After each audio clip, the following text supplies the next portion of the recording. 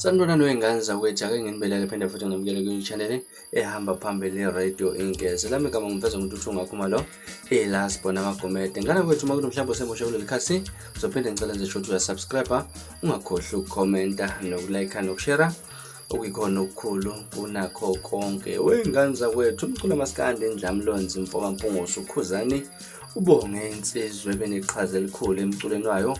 Uthibela Mfokampungusi obuya bomfowabo ngonyanyavu lwemoto luhlobo le-Toyota GD6. Kuza ngemuva ukuthi-ke ashicilele umbhala sokukhombisa ngosebala ukuthi-ke bekade embonga ngakho konke ukuba neqiniso emculweni kanjalo nasempilweni yakhe. Ngane kwethu uKhuzani ipost afike wayibhala nje manje uthi namhlanje bengidlulisana sesiphe esuka kumina sibheke ukuthibela lensizwa ibe neqiniso kakhulu kumina. Namhlanje ngithena ngibonga nazi izinyawo ezilula okwakhe ukushaya ukhiye kuphela lapha afuna ukuya khona wasethi ngiyazibongela. Ngaza kwethu-ke ngibona ama-comment elokhu engene njalo lapha nakhombisa ukuyincoma lensizwa ngokubane nje neqiniso nayo futhi ukuthi ibonge umuntu obe neqiniso empilweni yakhe. uBig Zulu ufike wathi siyambongela muhle umsebenzi ngokubambisana. uXulu esamukelesiwe uthi nje congratulations. Jan Sikhosana uthi congratulations to Thibela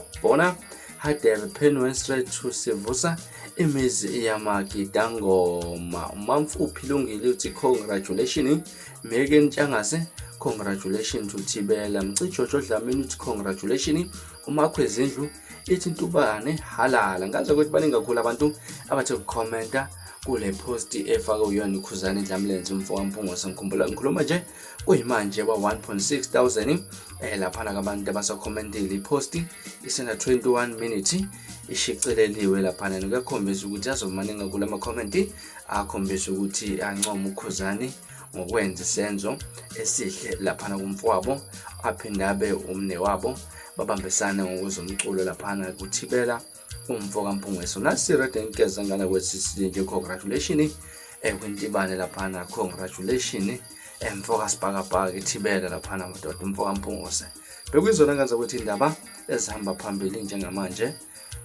Phinde futhi sihlangana kuyona kwivideo elandelayo ngaso isikhathi esilandelayo. Kwakho ngilandela kuFacebook @Radio Inkezi, TikTok @Radio Inkezo.